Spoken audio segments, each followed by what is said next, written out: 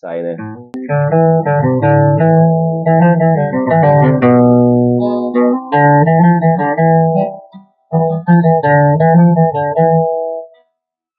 Olá, internautas.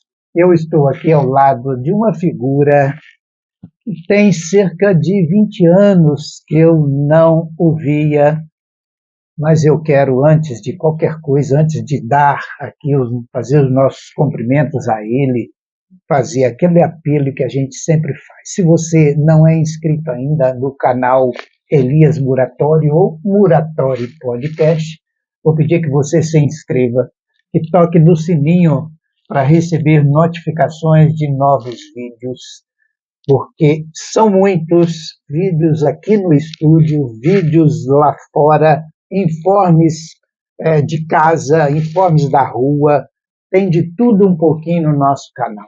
Se você gostar também do nosso bate-papo depois, você pode compartilhar, você estará compartilhando, você estará também contribuindo para que o canal cresça mais um pouco. O canal já está de um tamanho que eu gosto, mas é bom melhorar mais, com certeza. Estou aqui do lado de Felipe, um muriaense, mas cidadão do mundo. Felipe, seja bem-vindo primeiro aqui ao nosso humilde estúdio e de volta a Muriaé por poucos dias, né? Nós nos encontramos por aí e agendamos esse bate-papo. Eu quero começar até para sintonizar aqui para os nossos internautas muriaenses e do mundo. Quem é o Felipe Monteiro? Quem é o Felipe Monteiro? O Felipe é muriaense? É, e sempre serei, até o final da encarnação, estou muriaense, né? Todos nós estamos, quem nasceu aqui está muriaense, né? Você está brasileiro, você está Fernando, está Roberto, todos nós estamos, né?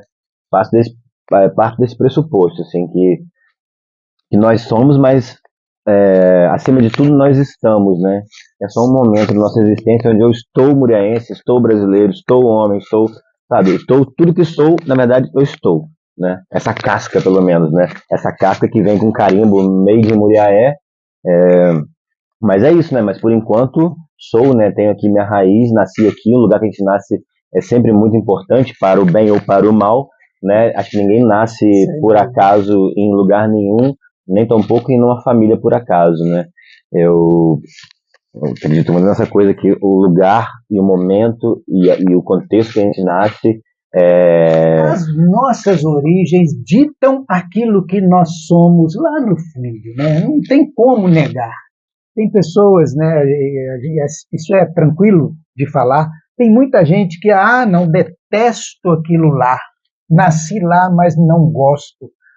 Meu Deus, ele traz todas as raízes. Primeiro da família, né? Dos ancestrais e depois do meio em que ele nasceu. Então, tudo bem. Mas então, nós nos conhecemos, você fazendo jornalismo na Famina nos anos 2001, 2002, 4 e 5. 2003, isso. Exatamente, 4 e 5. 4 e 5.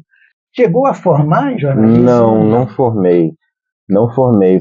Por uma coisa muito engraçada até. Na Faminas, eu paguei a matrícula e depois não paguei mensalidade nenhuma mais, porque eu não tinha dinheiro mas eu tinha um plano. Qual que era o meu plano? Eu faço a matrícula e começo a estudar. Aí tentei na época, não era o ProUni, era o FIES, que era o crédito educativo, né? Então, a maneira que eu poderia estudar e pagar naquela época foi meio que essa, né? Eu não tinha condição de pagar a mensalidade, mas eu falei, se saiu o FIES, o crédito, né? Ou seja, o programa lá do governo pagava, depois eu estava com a dívida, meu plano era esse. Mas demorou tanto para sair que assim, eu fiquei pendurado eternamente. E já no final, fiz quase 2 anos, né? Quase metade do curso. No final eu já estava meio que já indo para outras bandas da arte. Né? Não foi ficando um pouco difícil e eu também fui me interessando por outra, não só por outra área, mas por outro modo de vida mesmo, assim. Uma mudança um tanto radical, né? Que é essa coisa mais sistemática de você ter um emprego, trabalhar, ter um lugar fixo. E eu já estava muito namorando a ideia de não ter lugar fixo, não ter emprego, não ter patrão, não ter horário, não ter dinheiro também, com consequência, né? Quase. Mas é isso, esse modo de vida já estava ali me cheirando muito bem. Eu falei, acho que vou experimentar. Naquela época o seu visual não era tanto esse, mas já dava algum perfil mais ou menos nesse caminho aí. E eu já te conheci com violão, andando para lá e para cá, pela rua aí e tal. E aí você sumiu. Quando as pessoas somem, né, a gente também esquece temporariamente dessas pessoas, até que rede social ou né, uma coisa ou outra nos faz reaproximar. E aí você me aparece, 20 anos praticamente depois, e me contava um pouco em off aqui nos bastidores que você viajou o mundo. A parte dele, né? A parte. O mundo ninguém viaja, o mundo, O mundo todo, é grande, né? o mundo é grande. Muito grande, né? Me diga uma coisa então, e antes que você comece a dizer, eu sei que você foi primeiro aqui para pertinho, Lumiar, Nova Friburgo. Começa contando o que te levou para Lumiar, se já foi esse instinto de sair mesmo o mundo e... Aí eu vou te oferecer um café. Eu vou aceitar. Com açúcar, sem açúcar, com adoçante? Um pouquinho de açúcar, bem pouquinho, bem pouquinho mesmo. Então, pode ir falando. Então, como é que... Foi então, naquela época da faculdade, já... Primeiro eu comecei a entender, eu tinha 20, 21 anos, né? Comecei a entender ali que realmente eu acho que eu não teria muito futuro dentro do jornalismo. Ou seja, ou de repente, hoje com as mídias independentes, né, você de repente até tem algumas escapatórias aí, mas naquela época era realmente muito difícil, e ainda hoje você ser totalmente sincero dentro do jornalismo, você vai sempre acabar esbarrando em interesses econômicos, né, de grandes grupos e tal, e eu vi que realmente era uma coisa ali que não era exatamente aquilo que eu pensava. Acho que a maioria dos jornalistas em algum momento percebe isso, outros passam a vida inteira sem perceber, né, coitado. Mas tem casos bastante. Aí que não tem essa percepção. Então, foi isso. Eu comecei a perceber que eu não teria muito futuro ali, que as coisas que eu queria falar, escrever, eu acho que eu não teria muito campo ali, eu seria pressionado a não entrar por aquela cena ali. E paralelamente a isso, eu fui começando essa coisa da arte, do artesanato, da arte, da música, foi crescendo e também como uma possibilidade, né, de um outro caminho, de uma outra via. E eu lembro na época que teve uma música do Zé Cabaleiro muito interessante, que para mim fez muito sentido na época, que era uma música que já chama Minha Casa, e tem uma parte que ela diz: não quero ser estanque como quem constrói estradas e não anda. Então, ou seja, eu não quero que fique parado como aquele que vai construindo a estrada, mas não anda por ela. E eu vi que isso era a história do meu pai, e era a história do meu avô, e era a história do meu bisavô, dos meus bisavós, ou seja, era a história do brasileiro pobre, né? Como eu, sabe, que passa a vida construindo estradas para que outros possam andar. E quando isso me caiu a ficha, assim, eu falei, aí juntei ré com cré, sabe? Essa coisa, pô, já não vou falar o que eu penso, que eu acredito, que eu investigo. E também vou ficar construindo estradas para outro andar? Não, vou andar eu, sabe? Então, e aí me joguei a isso, a andar. Por acaso fui parar em Lumiar, por acaso o destino vai saber. Mas era tentando inverter isso, sabe?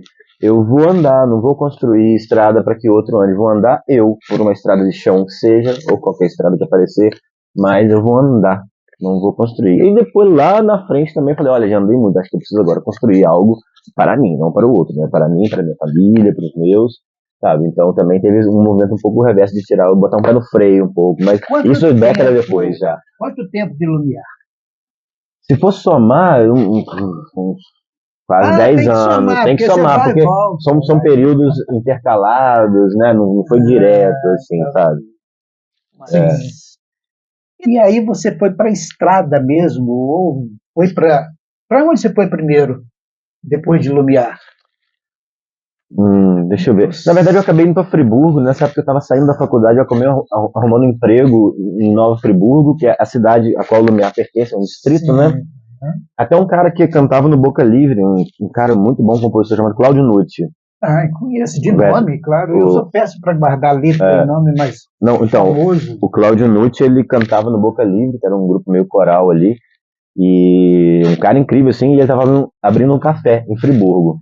E eu tinha ido em Friburgo buscar um violino na época. Eu ainda morava em Muriaé, mas estava justamente nessa confusão aí de, sabe, de estar ali naquela coisa meio bifurcação da vida que a gente tem sempre, né? De vez em quando. E aí, fui lá fui comprar um violino de uma amiga que estava vendendo. E quando eu cheguei lá, arrumei um emprego com o Claudio Nucci, que ele abriu o café. Só que assim, ele abriu o café ainda, né? Então tava aquela fase ainda de ajeitando documentos, finalizando ali, ele ainda assim inaugurado. E assim, ali realmente foi com 21 anos, foi a primeira vez que eu fui morar sozinho. E assim, aí quando você vai morar sozinho a primeira vez, né? De repente você se anima muito com a ideia e perde um pouco o controle das coisas. Você já não tem muito Tem que controle. fazer de tudo. Exatamente. E aí eu tava me divertindo demais. E comecei a chegar atrasado na entrevista de emprego, atrasar um documento, tal, tal, tal. Aí teve um dia que ele chegou lá, tava com o olho super vermelho, ele olhou pra minha cara, ele que era macaco velho já naquela época, olhou pra minha cara e falou, bicho, olha só, eu não vou te dar um emprego não. E eu já tinha alugado um quarto, já tinha feito a mudança. Eu falei, Claudio Nucci, pelo amor de Deus, eu já vim pra cá, vim de Minas Gerais, aqui do Friburgo, aluguei um quarto, você não me dá um emprego, como é que eu vou trabalhar, não vou pagar? Ele, mano, isso é problema seu. Mas foi muito importante o que ele fez. Porque a vida é feita dessas coisas, né? Experiências às vezes que nos tiram o chão ali, são desagradáveis no momento, mas elas ditam novos rumos. E o próprio Claudio Nucci, ao bater nas minhas costas e falar assim, o problema é seu, ele também acrescentou uma coisa que pra mim foi muito simbólico. Ele falou, cara, ele falou assim, olha, você, como eu, você é um outsider. Ou seja, ele usou essa expressão, não me esqueço, né? Que outsider é tipo um cara fora da curva, né? Tipo assim, você é um outsider, você não tem que trabalhar pra ninguém. Só que naquela época, assim, eu não tinha realizado ainda esse outsider que morava em mim e que ele percebeu, né? E eu falei, não, outsider, sabe? Não, outsider não, mano, eu preciso de trabalho. Ele, não, mano, assim não dá, sabe? Você boa sorte. Então, esse momento de ruptura, foi tudo junto, né? Sair daqui, sair de mulher, sair da Faminas, aí arrumar um emprego, buscar o violino e acabar conseguindo emprego. Aí fui pra lá, chego lá, perdi o emprego, que eu nem tinha começado a trabalhar. E aí me vi, assim, uma situação, mas o que eu faço agora? E aí a arte, essa coisa da arte, da criatividade, começou a tomar lugar. É quase por uma Foi necessidade, aí que né? nasceu a ideia da música de rua? Não, Não? não. Você lembra da Ana Cristina? Sim. Lembra da Ana Cristina? Ana, grande Ana.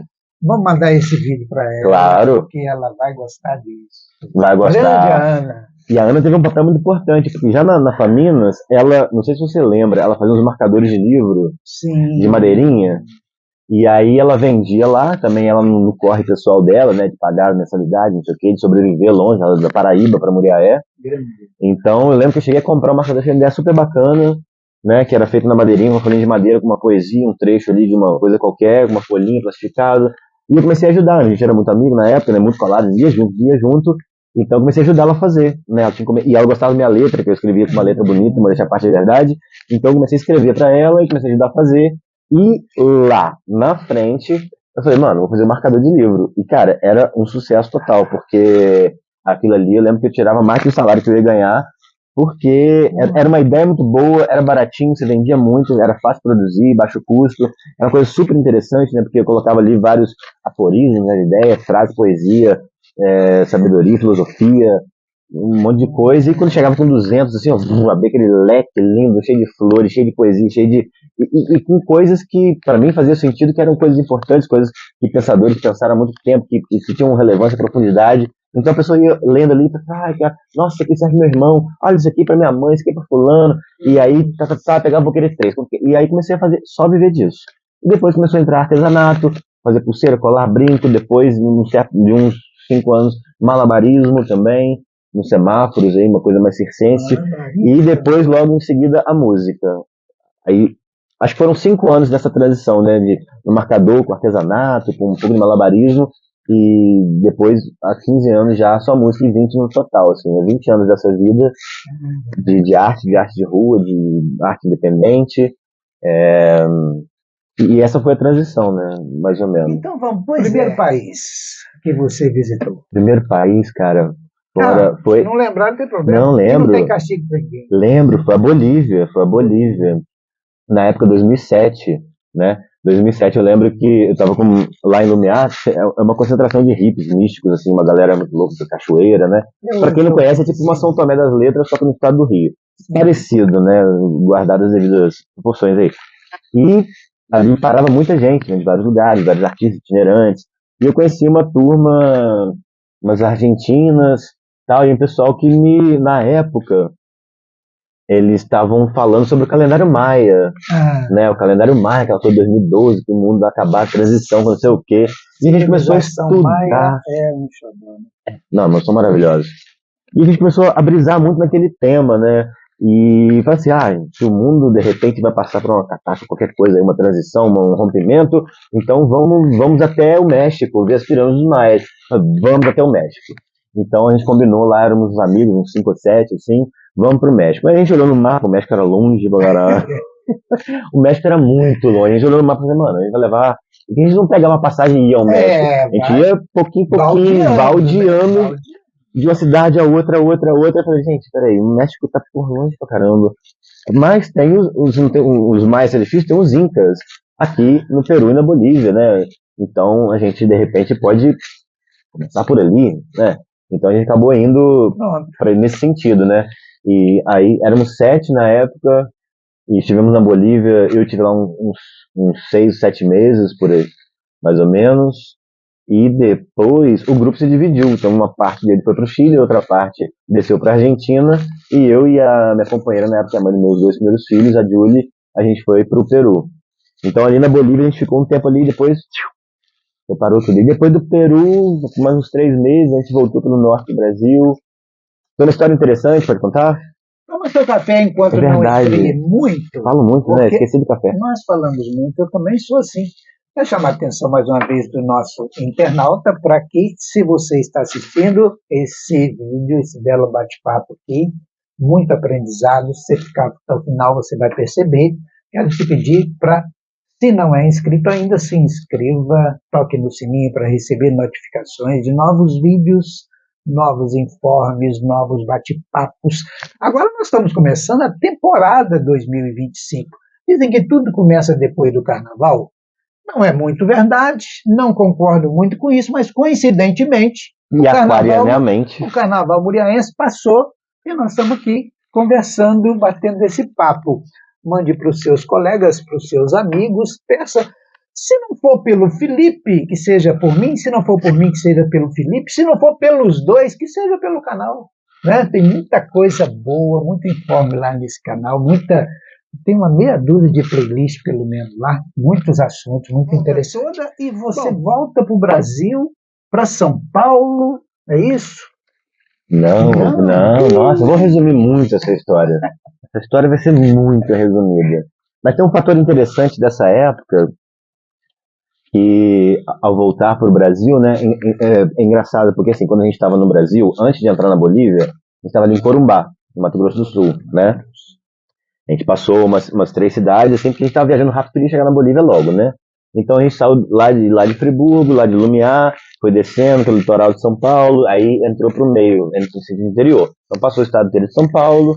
Isso vai mês viajando, né? Porque a gente não tinha dinheiro, tinha que parar na cidade, chegar, vender artesanato, né? Aí comia, bebia, dormia no hotel ou não, aí próxima cidade, ou tudo variava de acordo com como ia acontecendo as coisas, né?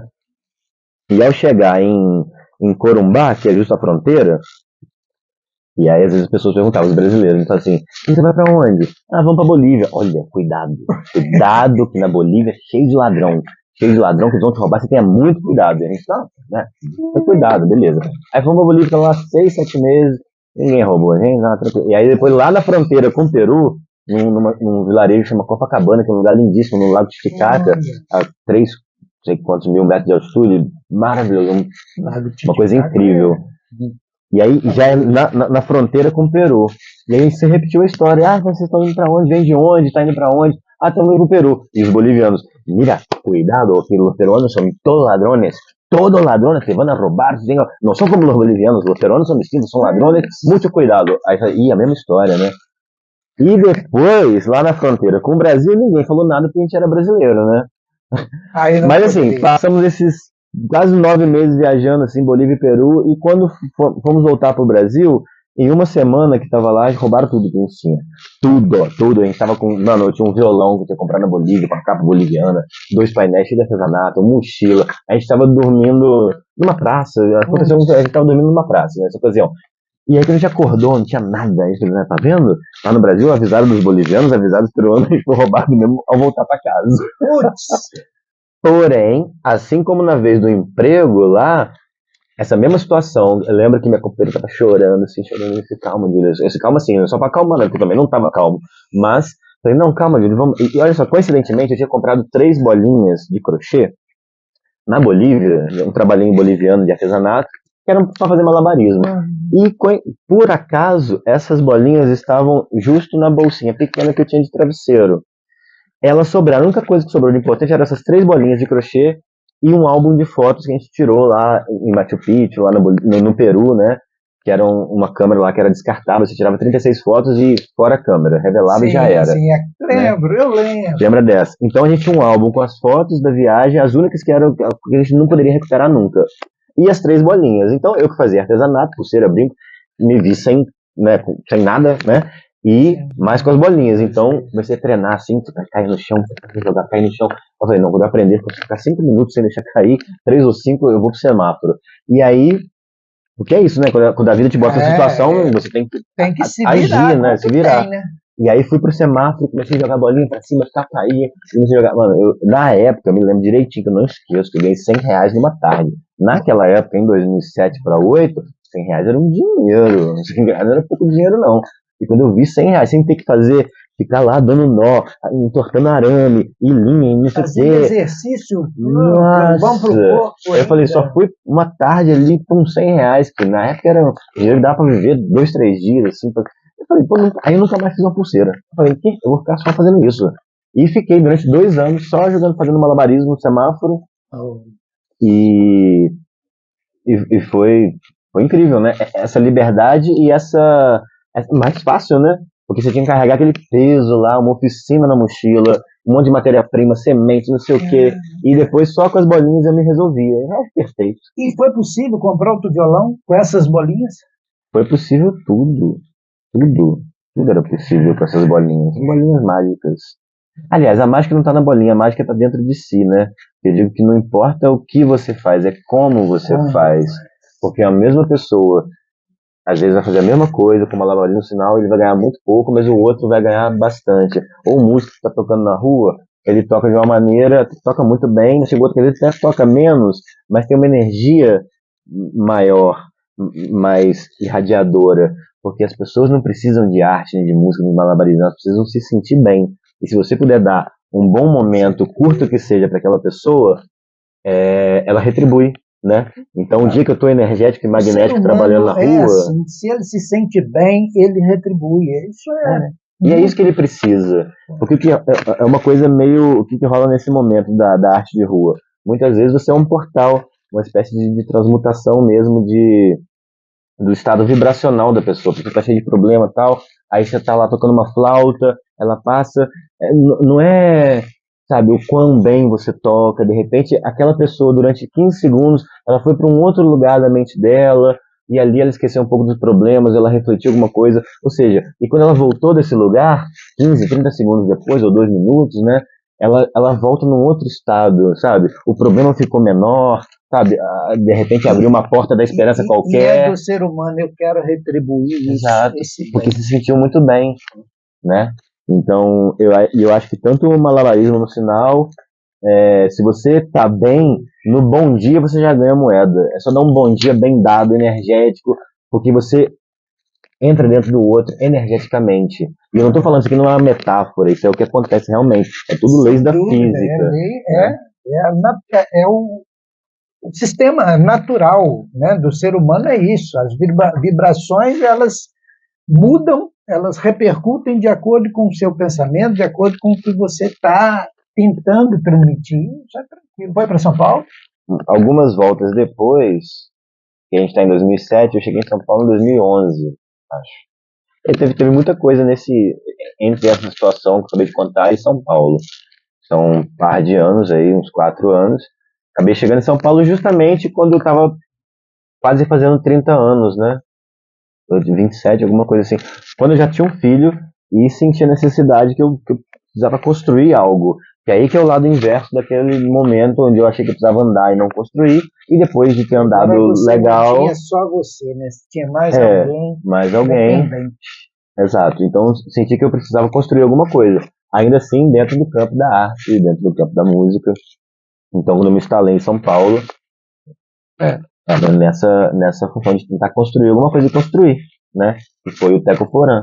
E essa banda que eu Teco Porã. Essa banda que eu tive por 10 anos em São Paulo. Não foram 10 anos direto, porque eu ficava entre o Lumiar meio a meio, né? Com meu filho lá em Lumiar, então eu ficava 10, 15 dias do mês em Lumiar e o outro em São Paulo, uma semana em 3 de acordo, mas todo mês eu ia a Lumiar, tá com meu filho. Foi uma banda que você ajudou a construir ou que já existia, você se... Não, a gente... Foi a partir de você mesmo que a de banda certa surgiu? forma, sim, porque quando eu cheguei a São Paulo, eu cheguei com 3 instrumentos comigo, meu violão, meu violino e meu bandolim. Que justamente foram os 3 instrumentos que deram origem ao Teco Porã, né? Acabei conhecendo porque nessa viagem, nesse tempo aí, entre uma coisa e outra, eu conheci um violinista no Paraná, né? A gente ficou amigo, sim. Inclusive foi uma coisa interessante, porque ele estava também numa situação difícil e tal, ele me viu tocando na rua, e a gente começou a trocar ideia, ficamos amigos ali durante um período que eu estava em Cascavel, lá no Paraná, e ele começou a tocar na rua, e ele tocava super bem. Eu tocava violino mais ou menos assim, bem, lá, mas esse cara era um puta violinista, e estava também com dificuldade financeira, sabe, trabalhando de garçom, meio frustrado com o próprio momento. Então esses encontros da vida, né, então eu falei, não, cara, que isso, toca na rua também, você toca 10 vezes melhor que eu, assim, sabe? E ele começou a tocar na rua e, pô, foi super bom. E a partir disso, ele também que é um grande músico, né, o André Ladeia, ele, enfim, começou a tocar na rua também, e você tá tocando na rua, alguém te convida pro casamento, ou alguém te convida pra tocar no aniversário, parece outras coisas, e acho que foi um ponto de mudança na história pessoal dele, né, a partir desse encontro. E depois, um ano e pouquinho depois, ele foi pra São Paulo quando eu já estava lá. Então a gente seguiu tocando, fazendo nosso som de rua, eu com violão, ele com violino, ou uma dupla de violinos, e tinha um rapazinho também, que era o Fábio, que acabou indo tocar o bandolim, que era o instrumento que estava lá, à mão, né? Então surgiu de uma maneira muito informal. A gente morava na mesma casa, inclusive, que é a Casa Barco, que aí é um capítulo à parte, sabe? É uma casa que era um terreno triangular, num quarteirão triangular, e isso é pra gente já ver a coisa. E o Tecpora surgiu assim, desse trio instrumental de violino, violão e bandolim. E esse nome, de onde surgiu? Então, como é que foi criado? Esse nome é muito interessante, porque ele é uma filosofia guarani. Teco, ou tecó, né, quando se fala, tá aqui, ó, tecó com K, tecó, o teco é caminho, né, é o caminho, e porã é bonito. Então, quando você tem Ponta Porã, ou Mairi Porã, é alguma coisa bonita, porque porã é bonito, bom, belo. Então, juntando os dois, seria o bom caminho, ou o caminho bonito, mas no sentido mais amplo, ele é traduzido como bem viver. O bem viver. Porque o bem viver, basicamente, você está harmonizado com tudo que te rodeia, né? Como se esse caminho bonito é estar harmonizado com os seres humanos, com os animais, com a natureza, com a divindade, com o cosmos, ou seja, com tudo que te rodeia, do qual você é parte, né? E está dentro de você também.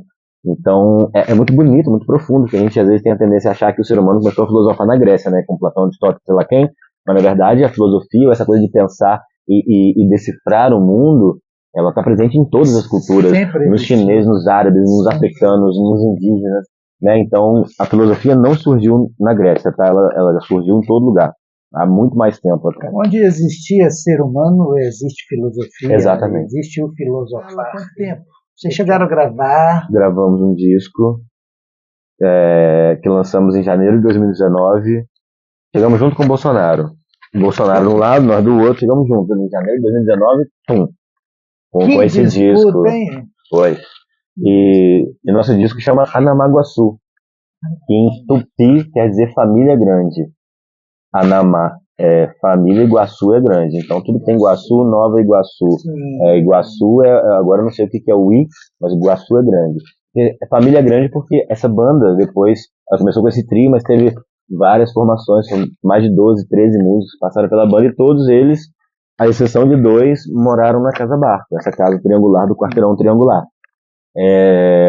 Então a gente convivia ali, era uma experiência coletiva, que não era só uma banda, né? Era uma família de verdade, porque isso, era pagar as contas junto, pagar o aluguel, as contas, fazer as coisas, sonhar juntos. Teve muitos casais, pior que o ABBA, tinha uns 5 casais na banda, né? Inclusive a vocalista, né, a última vocalista que gravou esse disco é a mãe do meu caçula também, que é a Beatriz. Já tá com quantos anos? O caçula? Sim. Tá com 7, faz 8 Sete. agora em agosto. Os outros dois? O outro tá com 9, faz 10 em agosto, são 2 leoninos. E o aquariano, dia 21, fez 16 agora. Os dois mais velhos são de Lumiar. Sim. Beleza. E aí, você, essa história toda, vinha em Muriaé regularmente? Todo Natal. Todo Natal? Todo você Natal. vinha pra Falei Muriaé? um ou dois. Quando eu tava muito longe. Esse que eu tava, acho que no Peru, talvez, eu acabei não vindo. E algum outro, assim, mas...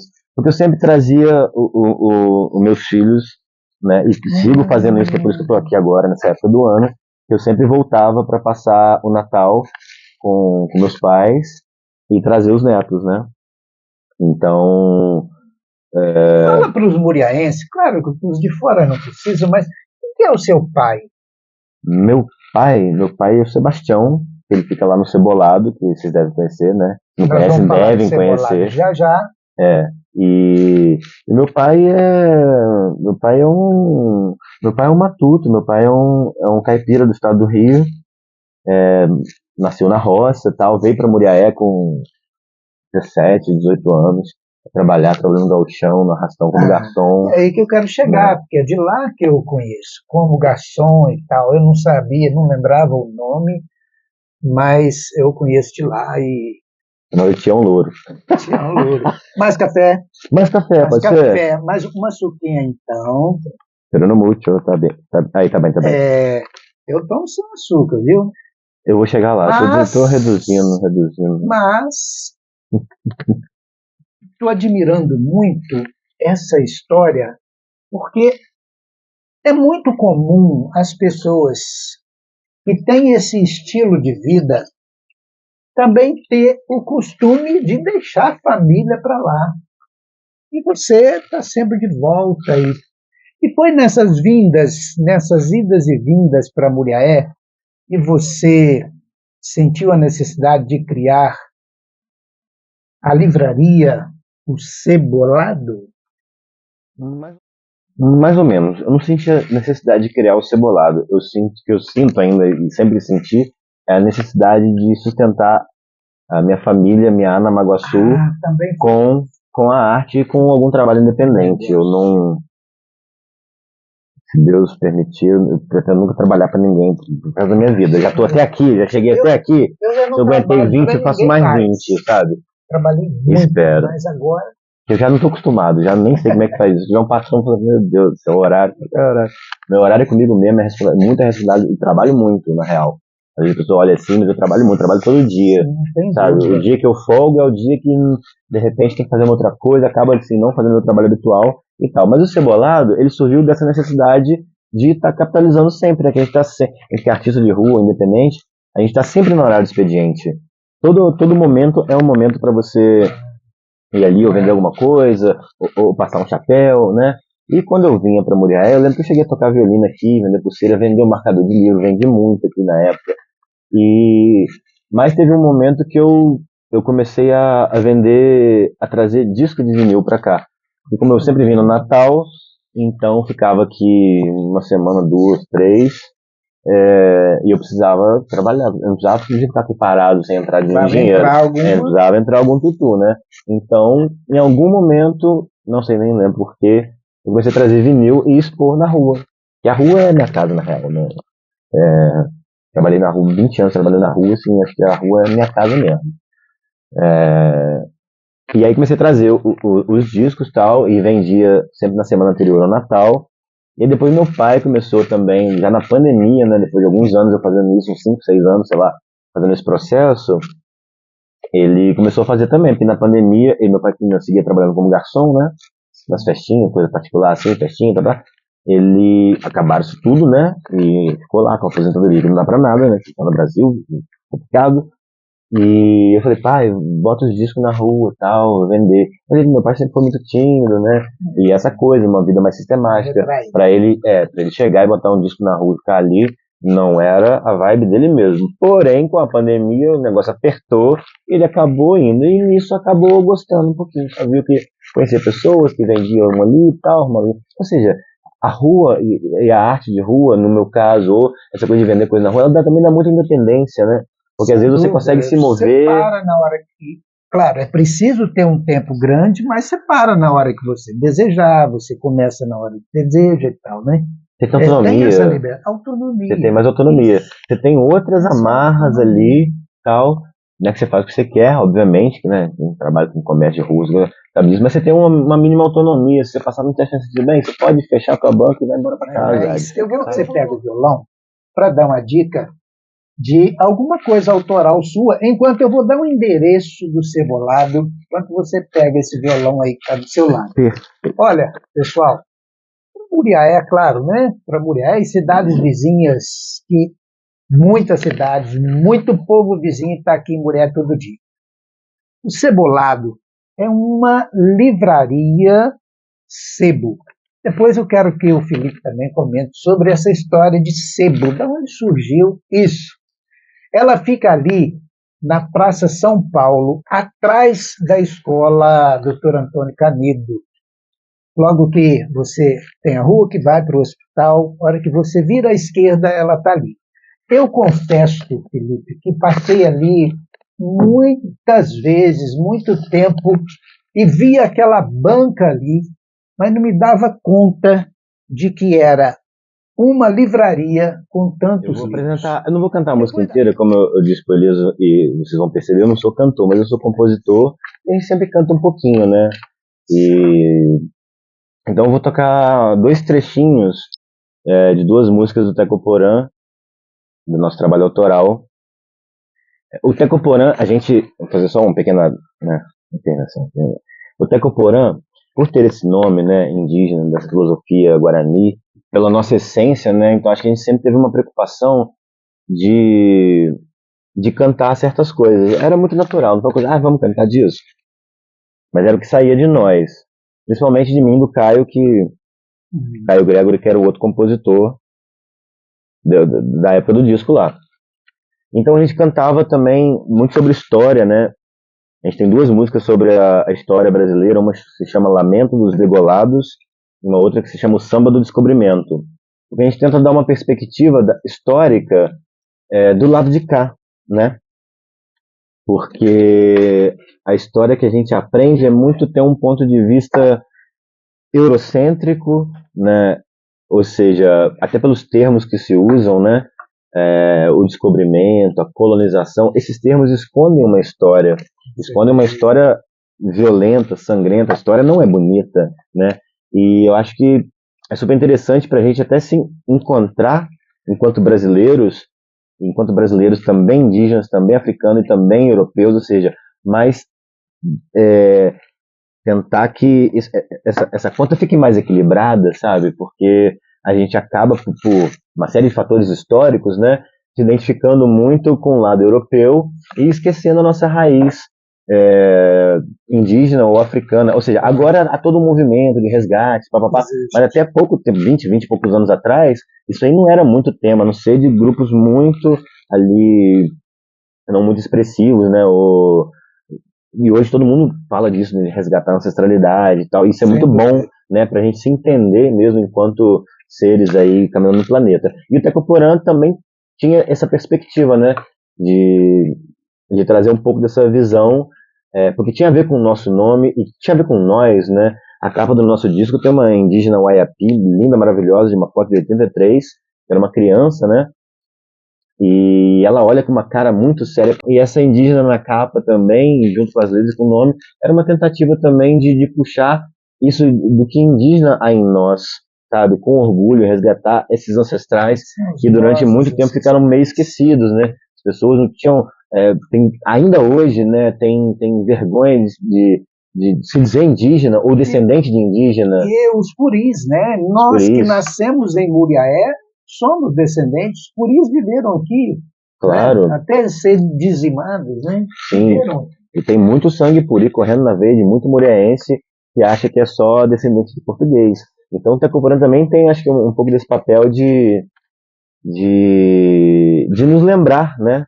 De que existe muito de indígena em nós, e também a gente tinha duas negras na banda também, a Kinda, que tocava viola d'arco, e a Bia, que cantava. Então a gente estava sempre trabalhando essas questões mesmo de história, de consciência mesmo de quem somos, né, da ancestralidade, trabalhar essas coisas. E é isso. Então ela se chama Lamento dos Degolados, que está no disco Anamaguaçu. E também tem muito tempo que a gente deve ficar desculpando, porque não, mas enfim, muito tempo que eu não toco também, esse sai, né?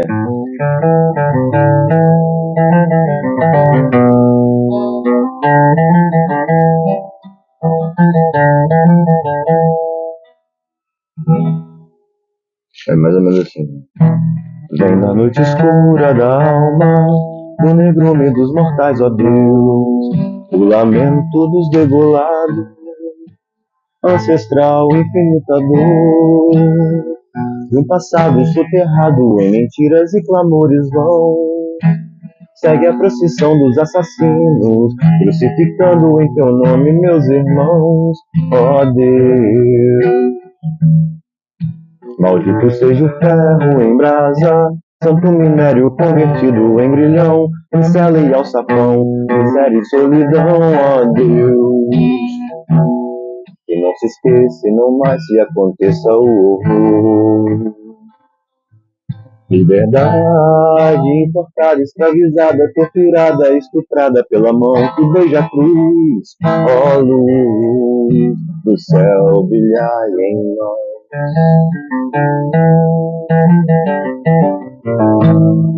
Mais ou menos assim, ela é muito longa, mas você vê que ela é pesada. Eu tô sentindo frio o tempo todo aqui, eu tô me arrepiando. É porque a gente puxa, meu irmão, o lamento dos degolados, aqueles que deram seu sangue, né, para que Muriaé existisse, né, para que o Brasil existisse. Foi construído em cima de um cemitério indígena e africano também, ou seja, uma história de muita violência. E assim, a nossa música sempre foi densa. A gente tá formando uma banda muito densa. O tema que a gente tratava com densidade mesmo, e que é a proposta que seja não só música para você escutar, que música boa, mas que leve a reflexão, né? Que leve, acho que o disco tá comparando, se você botar um fone lá e ouvir o disco inteiro, eu acho que tem muita coisa, não tem vergonha de falar, para mim é um tratado filosófico ali. Fala de destino, de tarô, Pessoal, vamos voltar então pro Cebolado. Como é que surgiu esse nome Cebolado? Ah, não me lembro. Não. Você usa também insight, né? Chega um momento que você está ali, tem uma ideia, sebo. Eu sempre gostei de brincar com as palavras, né? De misturar, ver o que dá. Então, para mim é cebolado, que é o sebo bolado. Eu também fumo tabaquinho, tô o tempo todo bolando alguma coisa para fumar. E é sebo lado B, porque o lado B... Lembra o vinil que você trabalhava?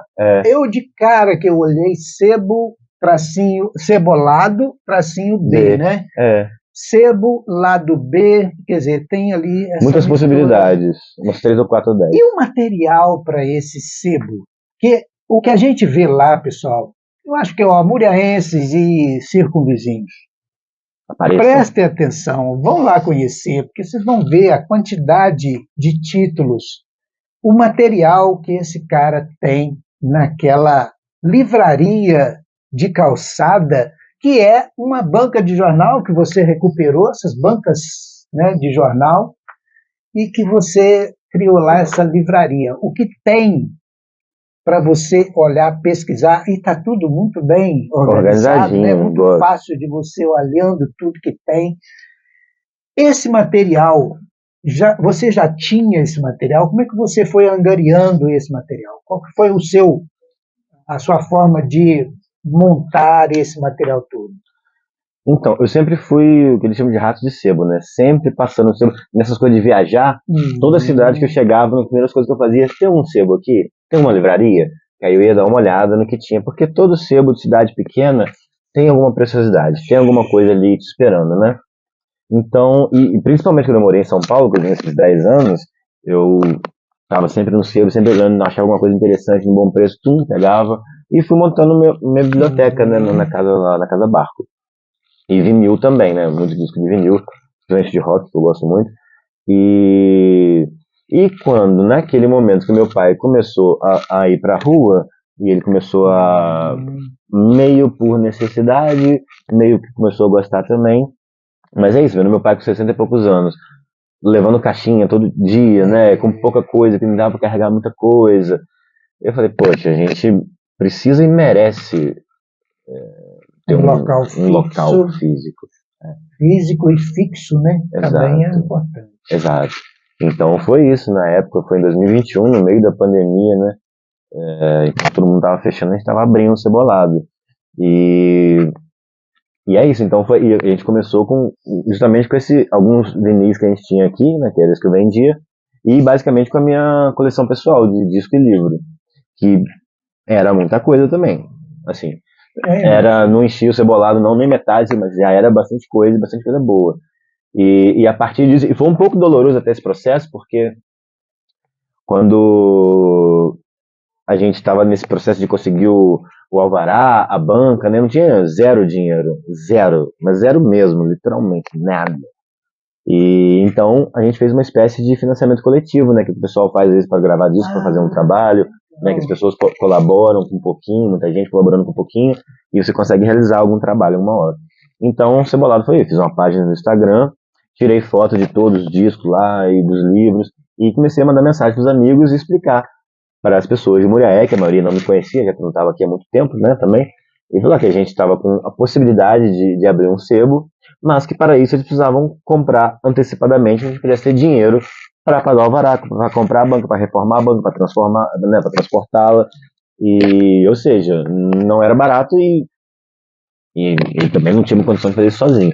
Mas o financiamento coletivo existe para isso. Aliás, o disco do Teco Porano também foi gravado por um financiamento coletivo, que é uma maneira ótima das pessoas coletivamente construírem ou ajudarem a parir alguma ideia, alguma obra de arte, sei lá, né?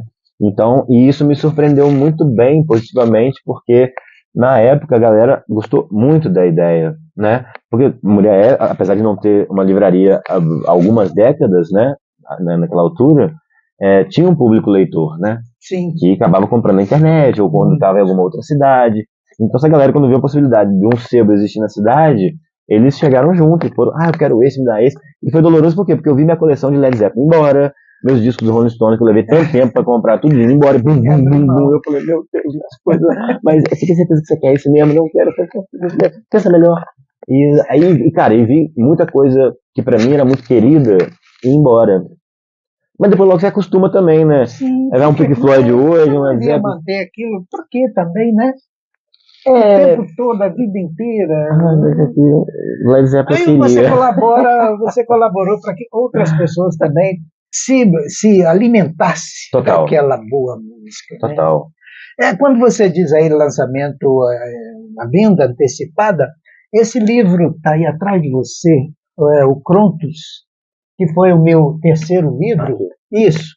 Esse terceiro livro, eu vendi 250 livros antecipados. Olha, você vai me pagar um valor bem menor, mas o livro chegando eu te entrego e foram empresários, a sua logo vai na segunda página do livro, vamos botar lá a sua logo, essa empresa colaborou para a publicação dessa obra. Vendi 250 antecipado, os outros, o maior financiamento do livro foi Lei de Incentivo à Cultura, que nós temos em Muriaé, e aí foi possível lançar com tranquilidade, porque é muito caro. Então, cara, assim, se você tem a ideia e se dispõe a realizar, a coisa funciona. O universo conspira. Também. O universo conspira. Todo merecimento funciona. Mesmo. Essa palavra sebo, vou num sebo. De onde surgiu essa ideia de que uma livraria, só porque é livro usado, né, alguém já leu e... Né, por que tomou esse nome? Se tem essa... Exatamente, eu não me lembro assim, exatamente. Mas, por exemplo, eu só fui parar para pensar, eu fiquei 2 anos em Portugal, né, mais recentemente agora. E ao estar lá e também, como eu vou para todo lugar, eu vou buscar os sebos, né, as coisas de usar, brechó também. Eu vi que lá eles não usavam essa palavra sebo. Lá o sebo é uma livraria. E tem um senhor muito, assim, um cara, meu irmão, da sabedoria, de um conhecimento, que é o seu Zé Ferreira, que ele tem um sebo livraria no Largo do Chiado, ali no centro de Lisboa. E é um cara fantástico, assim, um velhinho muito gente boa, né? muito bem-humorado, por incrível que pareça, né? Apesar de lisboeta, super bem-humorado. Ora, pois, pois. E ele falava, por que no Brasil vocês chamam de sebo? Sabe, porque sebo é uma palavra asquerosa, sebo você encontra no açougue, eu me lembro dele falar isso. Sebo você tem no açougue, aquela coisa encebada, nojenta. Isso aqui é uma livraria, isso aqui não é um sebo. E eu entendi o ponto de vista dele, porque eu acho que é isso. O sebo, a gente pode até falar sebo, porque no Brasil já tem é um nome carinhoso, a gente já ressignificou. Já virou. Exato. Carinhoso. A gente ressignificou essa palavra e não pensa mais numa coisa asquerosa. Mas para quem não tem esse hábito, quando ouve sebo na língua portuguesa, vai lembrar do sebo, né? E falou, cara, a mão passando todas as páginas, fica ali a marca do dedo ali, né? Um suorzinho e tal. Exato. Dá uma ideiazinha longe de sebo, né? Nossa, essa página tá encebada, né? Tá encebada. Acho que veio daí, né? Agora, que bom que esteja, né? Porque alguém leu, releu e passou e tal. Não, a gente passa um álcool também, que a gente passa chegar ali meio encebadinho, meio poeirinha, a gente passa um álcool assim, ó. O conteúdo, pra ficar novinho. O conteúdo de um livro usado não existe, não perde nada pelo conteúdo do mesmo livro novo. Né?